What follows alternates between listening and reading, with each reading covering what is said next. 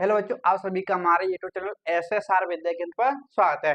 जैसे कि आज की क्लास में हम जो पढ़ने वाले हैं प्रश्नावली 5.2 का क्वेश्चन नंबर 3 से स्टार्ट करने वाले हैं। तो इससे पहली क्लास में क्वेश्चन नंबर 1 और 2 को कंप्लीट कर चुके हैं। ठीक है, तो क्वेश्चन नंबर 3 स्टार्ट करने वाले हैं। तो अगर बात करें क्वेश्चन नंबर बोल क्या रहा है 3, ठीक है, आओ देखो। तो निम्नलिखित समांतर श्रेणियों में रिक्त खानों के पदों को ज्ञात करें। जैसे यहाँ पे ये पहली श्रेणी दे रखी है, ये दूसरी दे रखी है।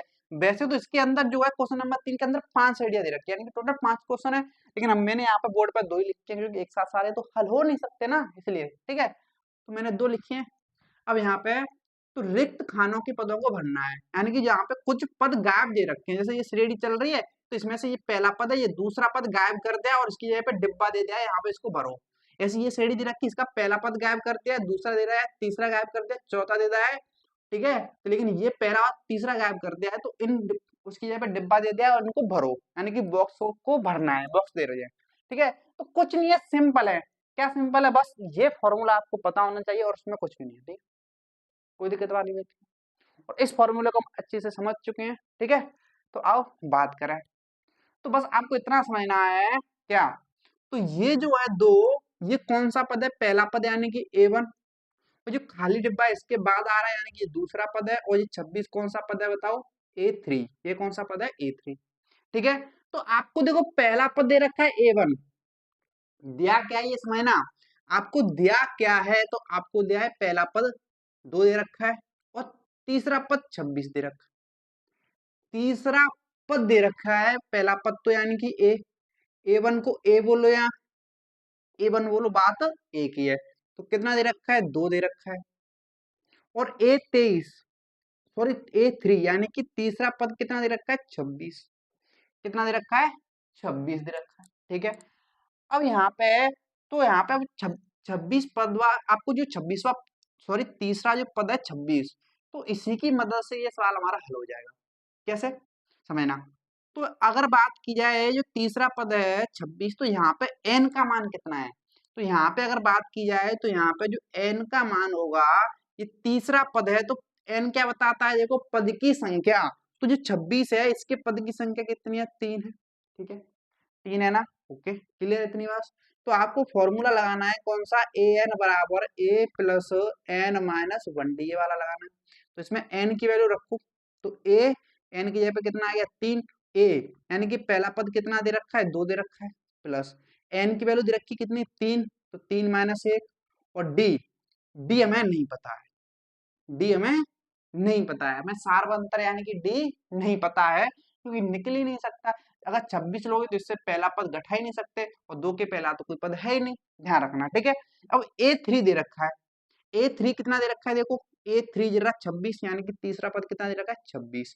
रखो यहाँ पे इसकी जगह पे, बराबर 2 प्लस 3 में से 1 गया, कितना हो गया? 2 इंटू डी, यानी कि 2d। और 26 में से इधर आके 2 क्या हो जाएगा? माइनस हो जाएगा, उधर 2d।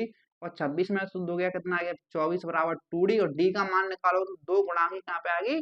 भाग में, बराबर d। और 2 से 24 कट गया 12 बार, तो d का मान आ गया 12। तो यहाँ पे जो d आ रहा है यानी कि सार्व अंतर निकला है, लेकिन ये दूसरा पद नहीं निकला है, ध्यान रखना। ये क्या निकला है? सार्व अंतर। तो इन सवालों में सार्व अंतर ही निकलेगा, डायरेक्ट पद नहीं निकलेगा, ये ध्यान रखना। खाली डिब्बे भरने वाले सवालों में डायरेक्ट सार्व अंतर ही निकलेगा। सार्व अंतर आ गया 12। अब पद कैसे निकलता है, ध्यान रखना। ये जो दूसरा पद है पहले पद के बाद ही तो आ रहा है, पहले पद के बाद आ रहा है। और अगला पद कैसे निकलता है? सार्व अंतर जोड़ने पर।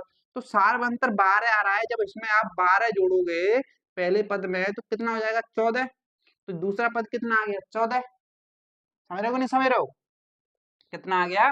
14 आ गया। तो इस तरीके से सार्वंतर जोड़ते जाओ, पद ज्ञात करते जाओ, बस। तो इस तरीके से आपको हमेशा इस तरीके से हल करना है, और सार्वंतर आपको ज्ञात करना है। क्लियर इतनी सी बात? ठीक है, इतनी बात क्लियर है कि नहीं क्लियर है? इसमें ऐसा कुछ भी नहीं है। इसको देखते हैं और क्लियर होगा आपको सेकंड वाले को। अगर सेकंड वाले की अगर बात करें, यहाँ पे जो जो पहला पद है A1 खाली दे रखा है, दूसरा पद 13 दे रखा है, और ये जो तीसरा पद ये खाली दे रखा है, ये दे रखा है चौथा पद। ठीक है, पहला पद नहीं दे रखा है, दूसरा पद दे रखा है, तीसरा नहीं दे रखा है, चौथा दे रखा है। ठीक है, तो यहाँ अगर बात करें तो कौन सा पद दे रखा है? A2, यानी कि दूसरा पद दे रखा है 13, ये दे रखा है। तो यहाँ पे अगर बात करें, यहाँ पे जो n का मान होगा, मुझे इतना बताओ, अगर 13 है तो इसके पद की संख्या कितनी है? क्योंकि दूसरा पद है तो 2 ही होगी ना, सिंपल सी। तो n का मान निकाल लिया आपने, ठीक है। तो फॉर्मूला लगा दो, ए एन बराबर ए प्लस एन माइनस 1d। तो n का मान रखो यहाँ पे, तो a2। अब a का मान तो आपको पता ही नहीं है, n के पहला पद आपको पता ही नहीं है, a प्लस, ठीक है। अब यहाँ पे आ जाओ, अब n का मान आपको पता है 2 माइनस 1, और नहीं आपको d का मान पता है, ठीक है, नहीं आपको d का मान पता है। अब a2 का मान पता है, यानी कि a2 यानी कि दूसरा पद कितना है? 13। a2 यानी कि दूसरा पद कितना है? 13। और a नहीं पता, 2 में से 1 गया, 1d आ जाएगा। कितना आ गया जी? 1d। और 1 को लिखो चाहे ना लिखो, ठीक है। तो a प्लस डी बराबर कितना आ रहा है? 13। आप चाहो तो इसको ऐसे भी लिख सकते हो, इसको इधर लिखो, इसको इधर लिखो, कोई दिक्कत वाली बात नहीं है। यानी कि a प्लस डी को पहले लिख दो और 13 को बाद में लिख दो। तो ये बन गया हमारा क्या? समीकरण नंबर 1। क्या बन गया हमारा? समीकरण 1 बन गया, ठीक है। कोई दिक्कत वाली बात नहीं है, इनको ऐसे लिख सकते हैं, समझना, क्योंकि ये बराबर है। अगर कोई चीज ऐसे बराबर होती है, 4 के बराबर ही तो 4 होगा, इस 4 को यहाँ पे लिखो, इस 4 को यहाँ पे लिखो, कोई फर्क पड़ेगा? नहीं पड़ेगा। समझ रहे हो नहीं समझ रहे हो? इस तरीके से एक्सचेंज कर देते हैं, कोई दिक्कत वाली बात नहीं है। अब देखो हमें कौन सा पद दे रखा है? चौथा। कौन सा पद दे रखा है बताओ? चौथा पद दे रखा है, यानी कि a4। कितना दे रखा है? 3। तो यहाँ पे जो n का मान होगा कितना है? 4 है। यहाँ पे n का मान कितना है बताओ? 4 है। तो फिर से वही फॉर्मूला इस फॉर्मूले में रखोगे, तो a का मान 4 रखोगे तो a4 यानी कि चौथा पद। a में नहीं पता है और n का मान 4 है और d में नहीं पता है, ठीक है। तो a4 तो हमें पता ही है कितना है? 3 है, यानी कि चौथा पद कितना है? 3। a 3, 4 में से 1 गया, कितना आ गया बताओ? 3d आ गया। आ गया कि नहीं आ गया? क्लियर है इतनी सी बात? अब यहाँ पे इसको यहाँ पे लिख दो, पहले बाद में लिख दो, कोई दिक्कत वाली बात नहीं है। तो बराबर 3, तो इसको ये मानेंगे हम समीकरण नंबर 2। तो अब आप देख सकते हो, दो चर वाले रेखीय समीकरण युग्म बन गए। एक तो ये दो चर वाला रेखीय समीकरण है, एक तो ये दो चर वाला रेखीय समीकरण है। और दो चर वाले रेखीय समीकरण युग्मों को हमने जो है क्या सीखा है? हल करना सीखा है। किसमें सीखा है? चैप्टर में, इसी वाले में, तीसरे चैप्टर में, ठीक है। तो इनको हल कर देते हैं। कैसे हल करेंगे आओ बात करें। तो ये समीकरण 1 या समीकरण 2 है, यहाँ तो आप डी को गायब करो, यहाँ पर आप ए को गायब करो, आप किसी को भी गायब कर सकते हो। आओ करते हैं, देखो किसको गायब करें बताओ? डी को या ए को? तो मैं आपको बता दूं, जो पहले से जिनके गुणांक सेम दे रखे हो, जिनके गुणांक सेम दे रखे हो उनको गायब करना। जैसे यहाँ पे डी का गुणांक 3 है, यहाँ पे 1 है, तो गुणांक सेम करने पड़ेंगे तब गायब होगा। लेकिन यहाँ पे ए का गुणांक 1 है, यहाँ पे भी ए का गुणांक 1 है, तो इनको गायब करो। अब लेकिन ये प्लस प्लस के दोनों, जब प्लस प्लस के होते हैं दोनों, तो क्या करते हैं? समीकरणों को क्या करते हैं बताओ? घटाते हैं। क्या करते हैं? घटाएंगे ना, क्या करेंगे? घटाएंगे। सिंपल सी बात है। तो लिखेंगे क्या? समीकरण 1 में से 2 को घटाने पर। तो समीकरण 1 में से, यानी कि एक क्या है? ये रहा।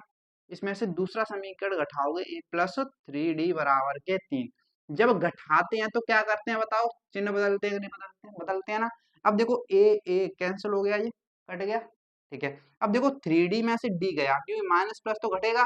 3d में से d गया तो माइनस के 2d बचा। और यहाँ पे देखोगे तो कितना? 13 में से 3 गया तो कितना बचा? प्लस के 10 बचा। बचा कि नहीं बचा? ठीक है। अब d बराबर 10, माइनस की 2 गुणा की कहाँ पे आएगी? भाग में, और ये कैंसिल हो गया तो माइनस के 5। तो डी आप देख सकते हो कितना आ रहा है? माइनस के 5, यानी कि डी तो आ गया आपका कितना? माइनस के 5 आ गया, ठीक है। अब डी का मान आ गया माइनस के 5। अब इसको रख दो आप कौन से समीकरण में? पहले में रखो या दूसरे में रखो? तो मैं रखूंगा पहले में, ठीक है। तो डी का मान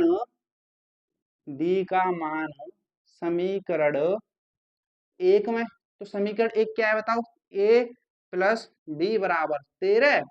ए प्लस डी का मान कितना? माइनस के 5 बराबर 13। तो ए -5 उधर जाके हो जाएगा, बताओ क्या? प्लस के 5। अब ए बराबर 13 प्लस 5 कितना हो गया बताओ? 18।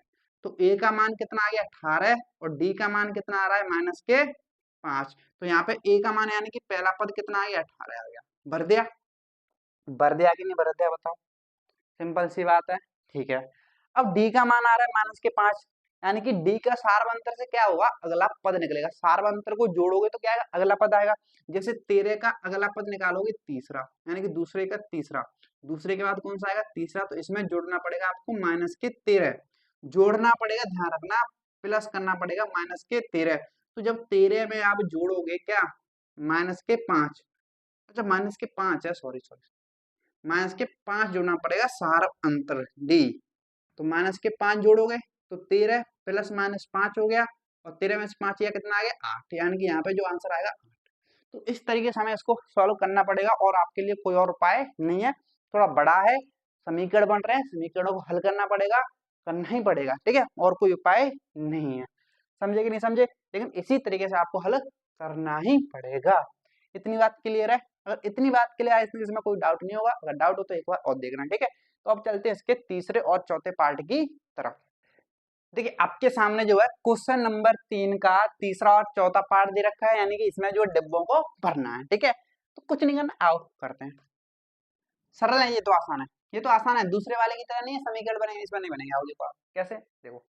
तो इसमें जो है हमें पहला पद a1 या a, या a, ठीक है, पहला पद दे रखा है।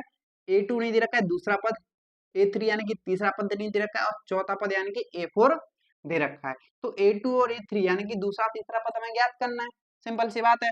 तो हमें a1 यानी कि पहला पद 5 दे रखा है, ध्यान रखना, और चौथा पद दे रखा है यानी कि a4 दे रखा है कितना, 9 सही 1/2। तो यहाँ पे चौथे पद का जो n का मान होगा यहाँ पे कितना होगा, इसके लिए 4 होगा कि नहीं होगा, बताओ, होगा। तो बस, तो यहाँ पे आपको पता है फॉर्मूला an बराबर क्या होता है, a plus n minus 1d। तो अगर n का मान यहाँ पे 4 रखोगे तो a4 हो जाएगा, और a का मान कितना रखोगे, 5 रखो, क्योंकि पहला पद कितना है, 5 ही तो है, प्लस n का मान 4 रखो, और 1 d का मान तो आपको पता ही नहीं, ठीक है। अब क्यों यहाँ पे निकल ही नहीं सकता, d कैसे निकालोगे भाई, निकल ही नहीं सकता, ठीक है। निकल सकता है लेकिन टेक्निकल तरीके से, वो बाद की चीज है, लेकिन इसको यहाँ पे समझो।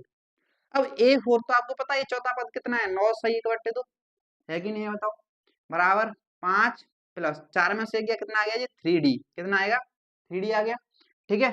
अब देखो इसको हल करोगे तो 9 दूना 18, एक 19/2, 19/2 ही तो आएगा, और 5 इधर आके हो जाएगा माइनस के 5, बराबर कितना है, 3d बचा। अब इसको हल कर लो, हल करोगे तो कितना आ गया, 2। तो ये आ गया 19 माइनस के 1, 2 बार गया, 2 का गुणा बराबर 10 आ जाएगा, और बराबर 3d, इतना आ गया, ठीक है। 19 में से 10 गया तो 9/2 बराबर 3d, इतना आ गया कि नहीं आ गया, बताओ। इतनी बात क्लियर है ना आपको। अब देखो इधर 3 से इधर 9, 3 बार गया, गया कि नहीं गया, गया ना, ठीक है। तो यहाँ पे तो क्या बचा, यहाँ पे 3/2 बचा, उधर क्या बचा, अकेला d रह गया कि नहीं गया। तो d का मान कितना आ गया, 3/2 आ गया, ठीक है। तो d का तो मान आ गया 3/2। तो आपने सार्वंतर निकाल लिया, तो सार्वंतर निकाल लिया तो आप कोई भी पद बता सकते हो, कोई सा भी पद बता सकते हो। तो 5 का जो अगला पद आएगा, इसका अगला पद जो आएगा, इसमें सार्वंतर जोड़ो, फिर इसका अगला पद निकालेंगे तो इसमें भी सार्वंतर जोड़ो, फिर इसका अगला पद निकालें, फिर ये तो आ ही जाएगा, वो तो मैं पता ही है, ठीक है। तो 5 का इसका अगला पद बताओ, देखो 5 है, इसमें अगला पद बताने के लिए 3/2 जोड़ना पड़ेगा, जोड़ो। तो कुछ नहीं तो 1 है, कितना आ गया, 2, कितना आ गया, 2 आ गया, और ये हो जाएगा 5 दूनी 10 प्लस के 3 बराबर 13/2।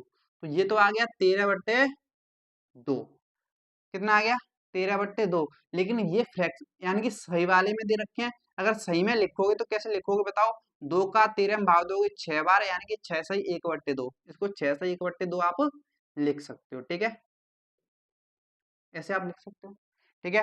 अब ऐसे ही जो 13/2 आया है, ये वाला पद आया है, तो इसके बाद क्या निकालोगे, तो 13/2 यानी कि दूसरा पद ही है, इसमें सार्वंतर यानी कि 3/2 जोड़ना पड़ेगा, ये तो आसान है, हर समान है, तो ऊपर ले को जोड़ दो, 13 से कितना हो गया, 16, और 2 से 16 कितनी बार आ गया, 8 बार, तो ये तो आ गया, कितना आ गया, 8 आ गया।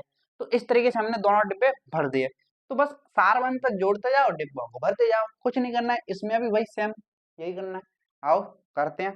तो यहाँ पे देखो तो पहला पद दे रखा है a1, ये दूसरा पद है, ये तीसरा पद है, ये चौथा पद है, ये पांचवा है, तो ये हो गया छठवा। तो छठवा पद 6 ही दे रखा है भाई, छठवा पद जो है 6 ही दे रखा है।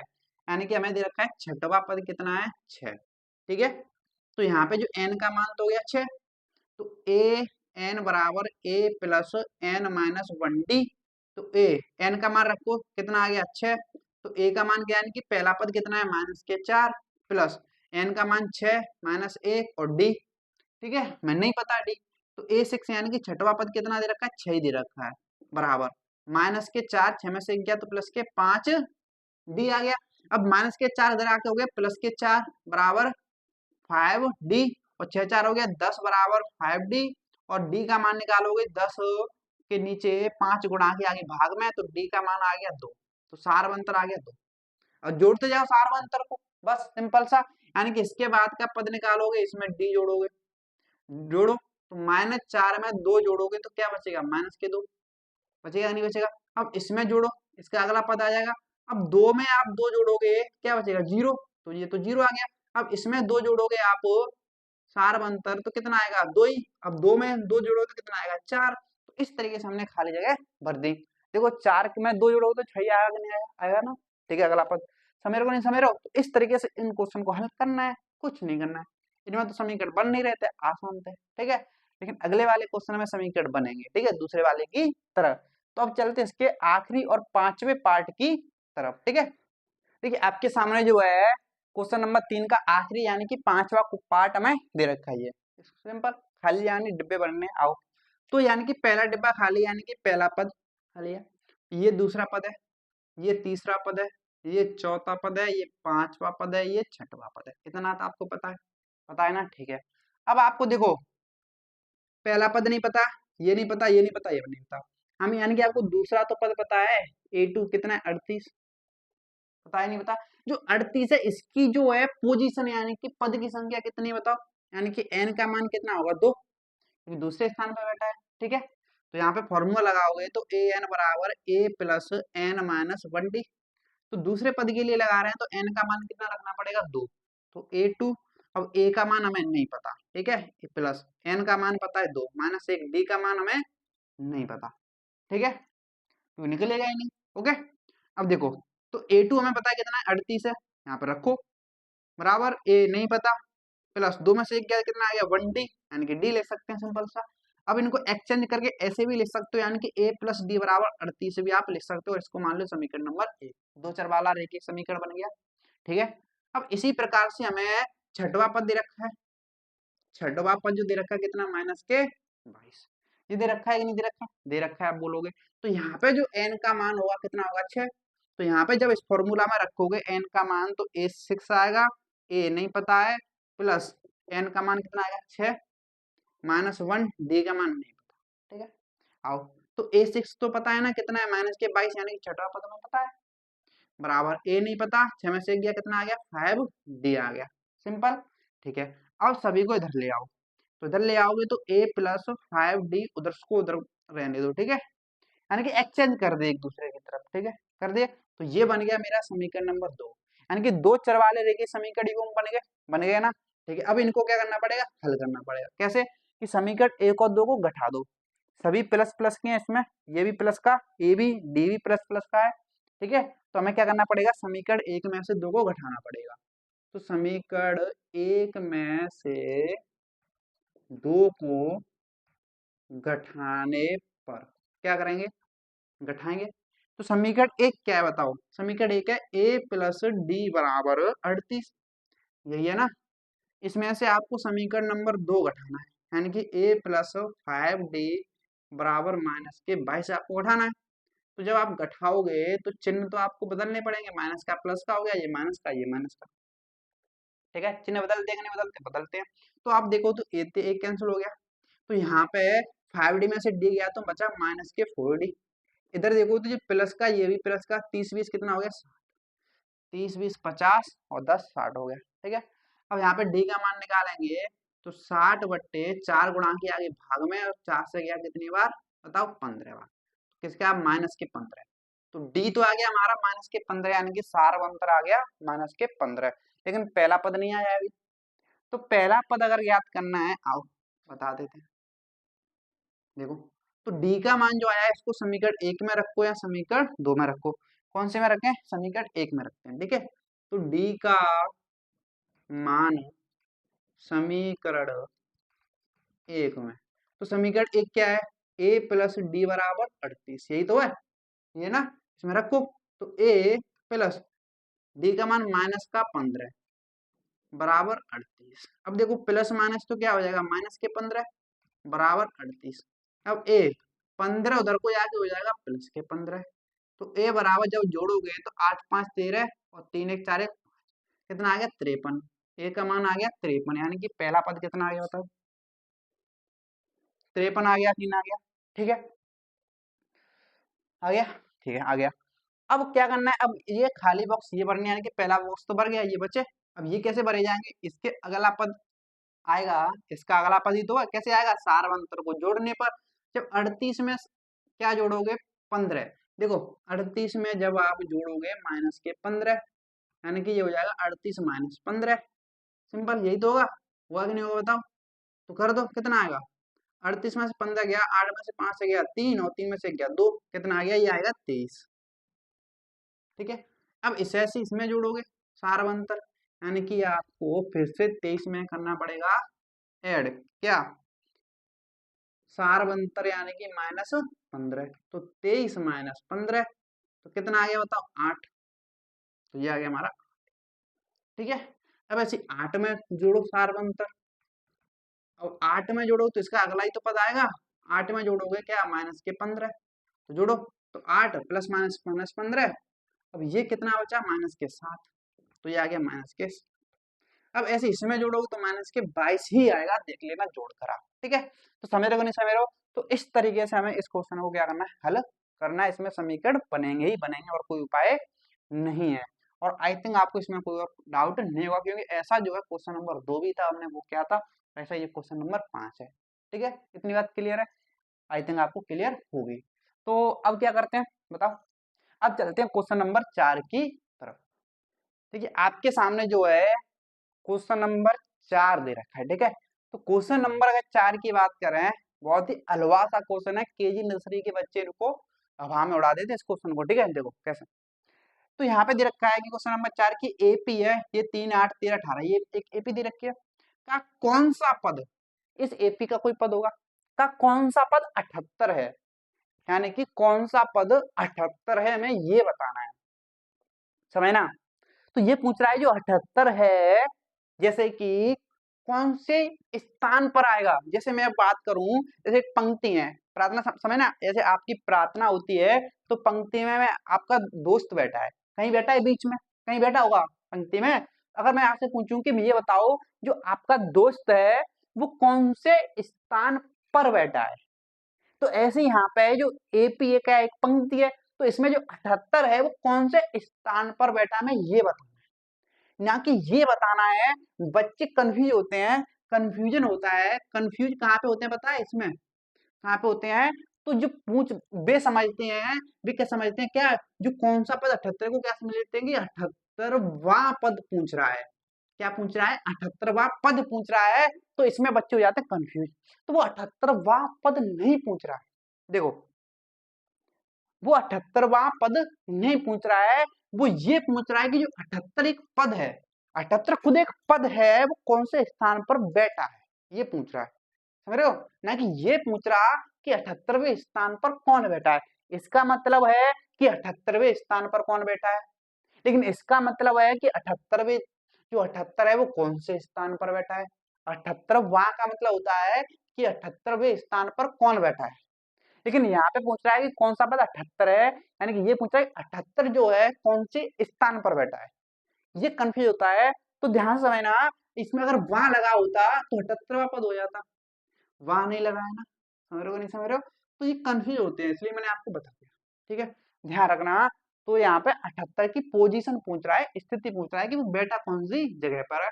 तो बात कर लेते हैं, तो 78 कोई पद है तो लिख लेंगे माना, क्या करेंगे माना 78 जो पद है, हमें नहीं पता कि कौन से स्थान पर बैठा है, तो मैंने मान लिया ए एनवा पद है, ये ए एनवा पद है, यानी कि एनवे स्थान पर बैठा है। मैंने मान लिया कि जी एनवे स्थान पर बैठा है जी, एनवा पद है, कौन सा पद है हमें ये नहीं पता, जैसे ये पहला पद है, ये दूसरा पद है, ये तीसरा पद है, चौथा पद है, 78 कहीं कौन सा पद है हमें नहीं पता।